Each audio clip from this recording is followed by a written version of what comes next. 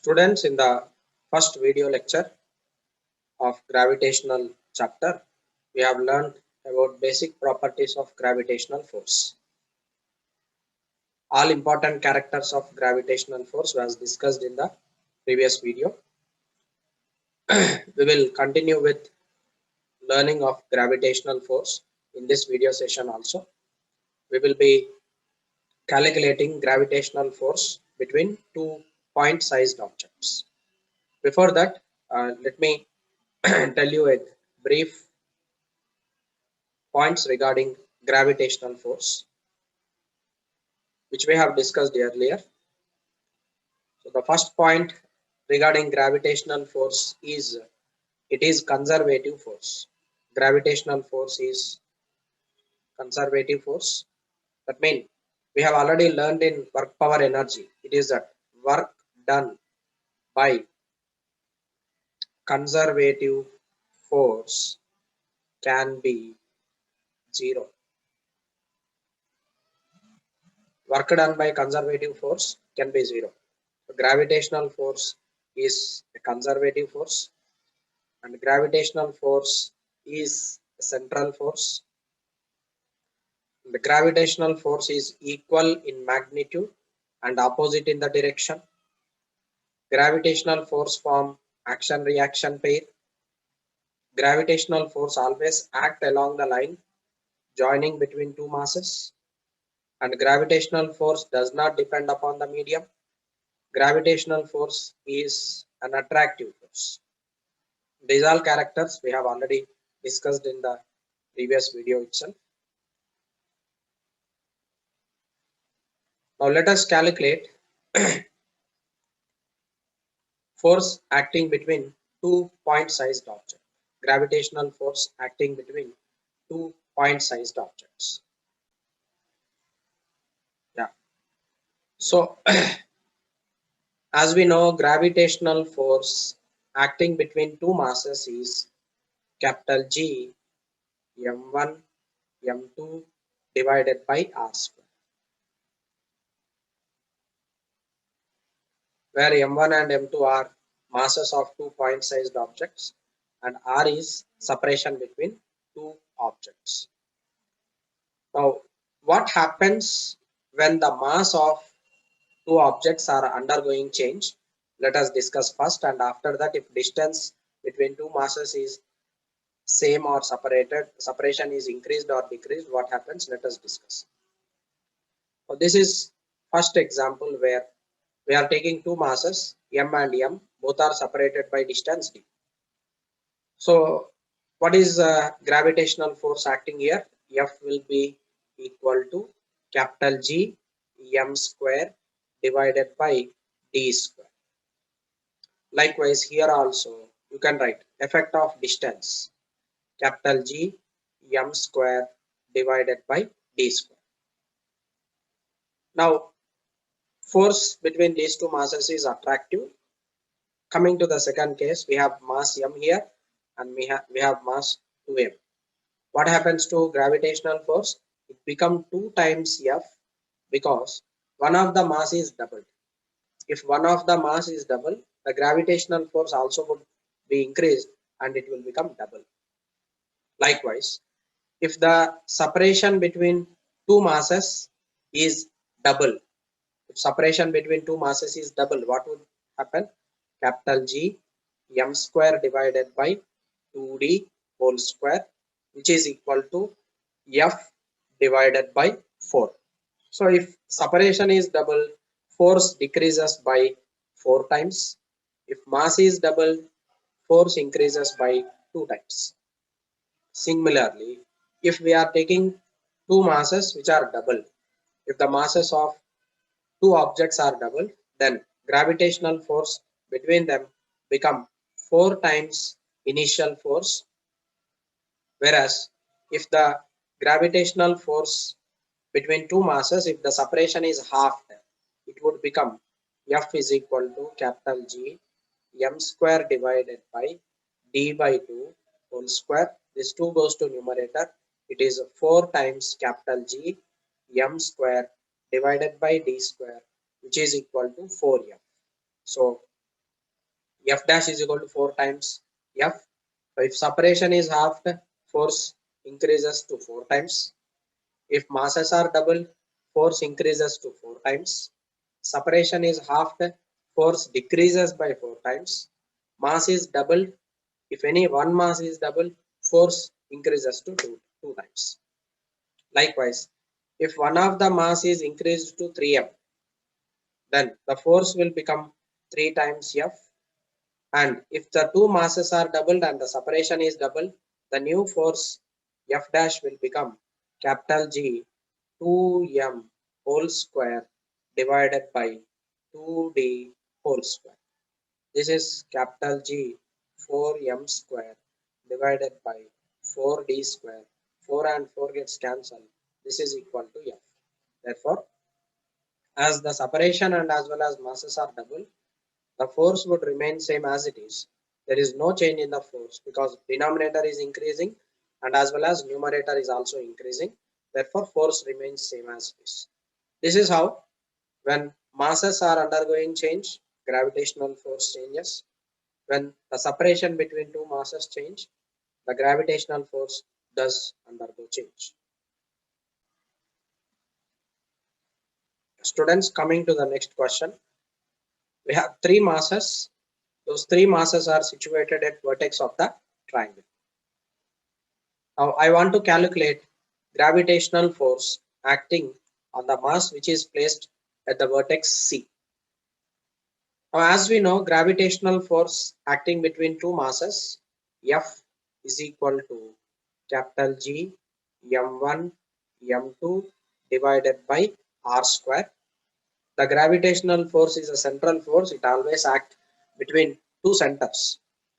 So therefore, A and C are the two masses. Therefore, A and C both get attracted in such a way. A is attracted towards C and C is also attracted towards A. Likewise, B and C, they experience an attractive force. You are now asked to find out gravitational force acting on the mass which is placed at position C.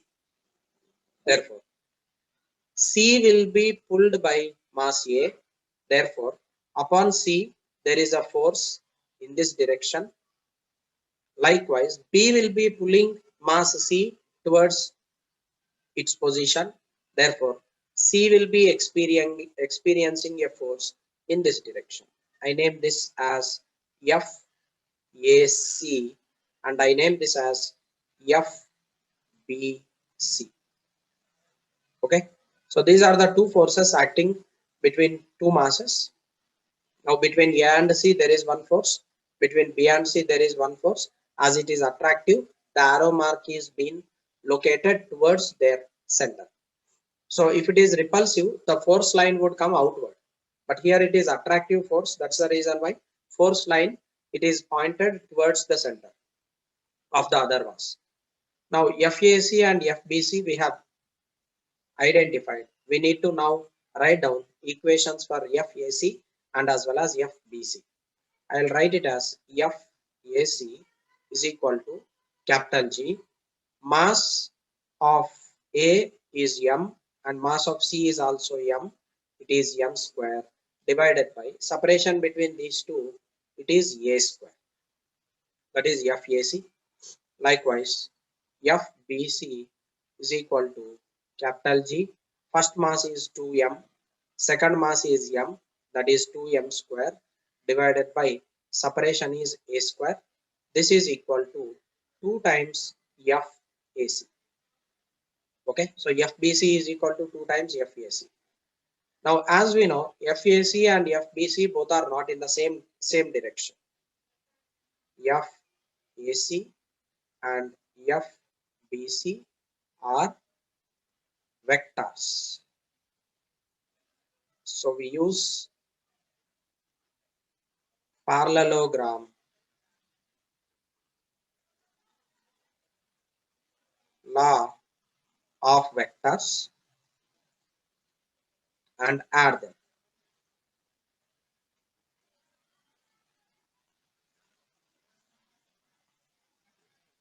So therefore, how do you calculate net force acting between these two masses? It is FAC whole square plus FBC whole square plus 2 times FAC FBC into cos of what is angle between these two forces. As it is equilateral triangle, this angle will become 60 degrees. So I will take it as cos 60 degrees. Okay. Now I'll just write the forces which we have calculated in the parallelogram law. I can write F net is equal to under root. So we already have got FAC, FBC relation. FBC is equal to 2 times FAC. I'll write it there.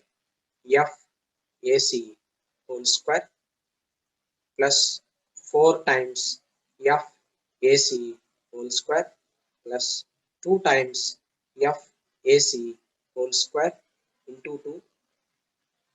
This becomes 4 into cos 60, it is 1 by 2. This 2 and this 2 gets cancelled. This is equal to FAC plus 4 FAC square plus 2 FAC square, 4, 5, 6, 7. This becomes under root 7 FAC square, which is equal to root 7 into FAC value, it is capital G M square divided by A square.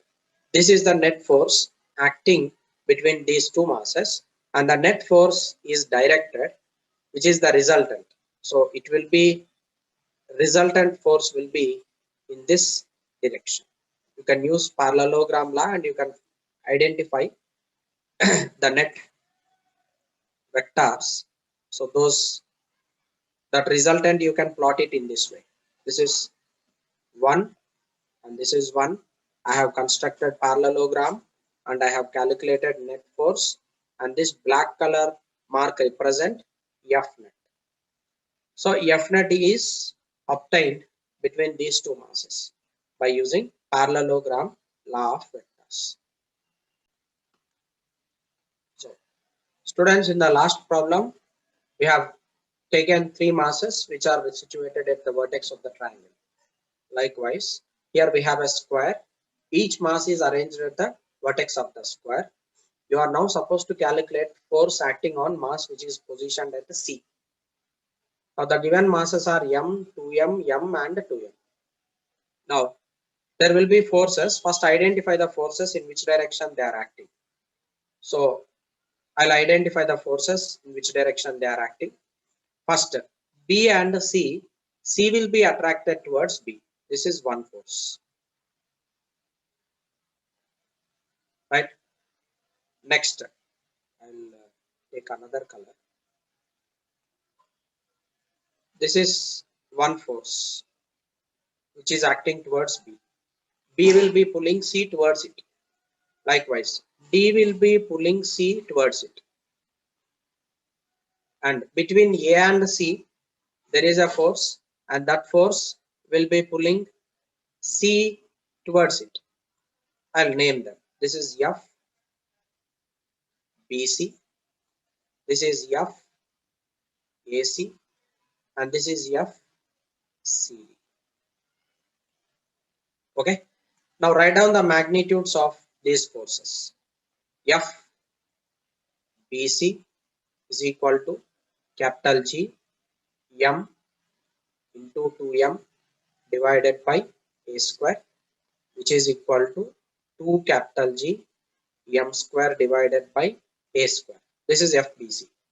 Likewise, FCD is equal to 2 times capital G M square divided by A square, and FAC is equal to capital G M into M divided by root 2 into A whole square.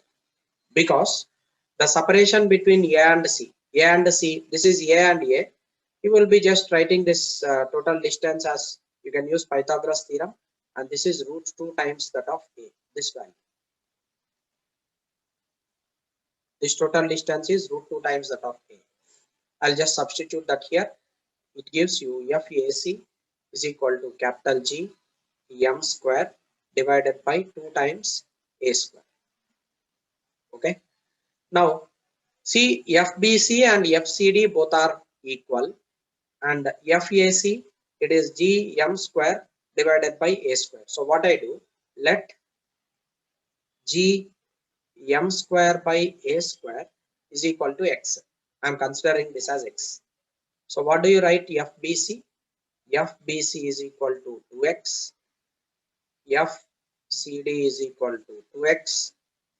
FAC is equal to X divided by 2. Now these I will use in parallelogram.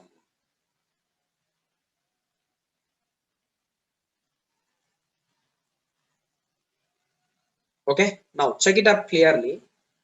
FBC and FCD, they are not in the same direction. You can use parallelogram law of vectors. Angle between those two is 90 degrees. Cos 90 will be equal to 0. Therefore, resultant of FBC and FCD will be towards this direction.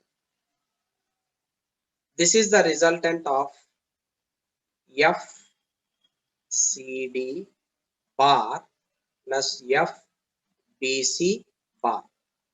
Okay, so first I'll calculate. First find F net of FBC and FCD. It is in the direction of FAC. Okay, so FAC and resultant of these two, which is pink color arrow mark, they are in the same direction. So FCD and FBC, they are in that is the resultant of FBC and FCD.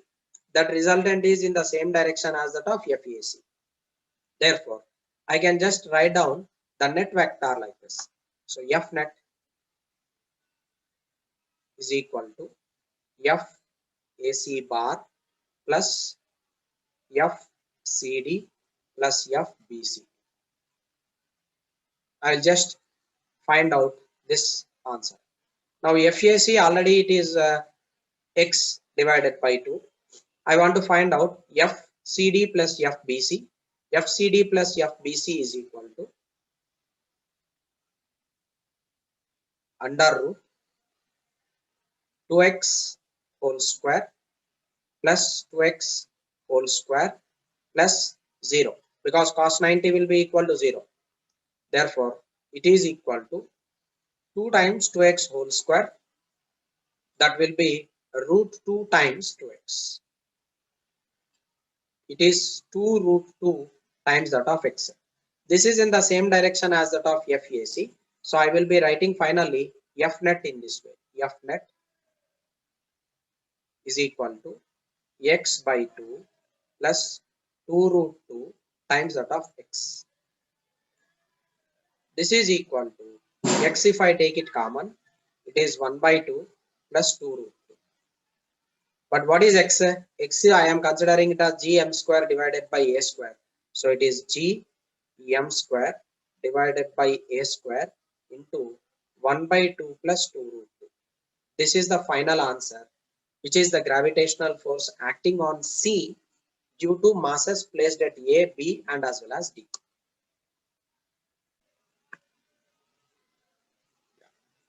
Students, we have two masses here, M1 and M2, and in between M1 and M2 there is another mass placed, which is M, and both M1 M2 are separated by distance x.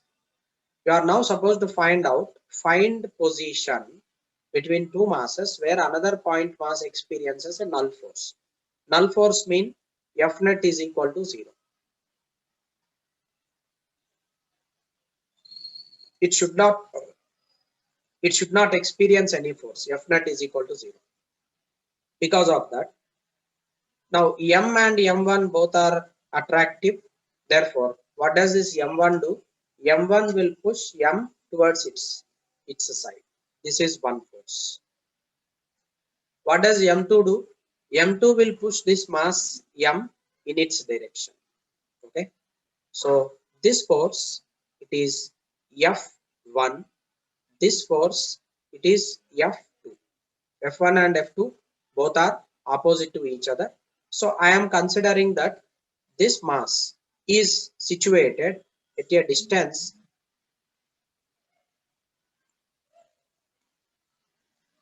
This distance I am considering it as R. Okay. So let point mass experience null force when placed at a distance R from M1.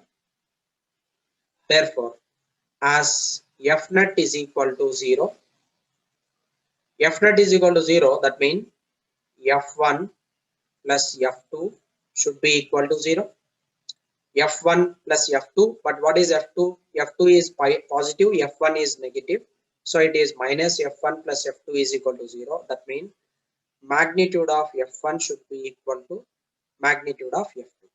But what is magnitude of F1? Magnitude of F1 is capital G M1 into M divided by R square, which is equal to capital G M M2 divided by separation is X minus R whole square. Because if the first mass is from the first mass, if this distance is R, what about this distance? It will be X minus R.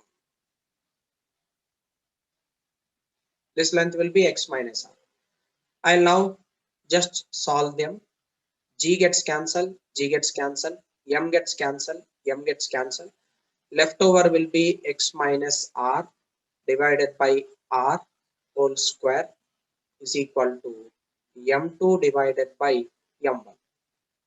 This gives you X divided by R minus 1 is equal to under root M2 divided by M1. From here, X divided by R is equal to 1 plus under root M2 divided by M1. R is equal to X divided by 1 plus under root M2 divided by M1. Okay. So this is how you can calculate R, which is the separation between the point where this point mass, smaller mass M, will experience a null force. So X is the distance between two masses. This X value M1 and M2 both are separated by distance X. Okay. So this smaller mass, when it is placed at a distance R from M1, will experience a null force. Therefore, you should remember that the null force will be experienced by the particle when it is placed in between two masses. Okay. So this is attractive force. That's the reason why when you are placing any other mass in between these two, at one point or the other point, definitely it will experience a null force.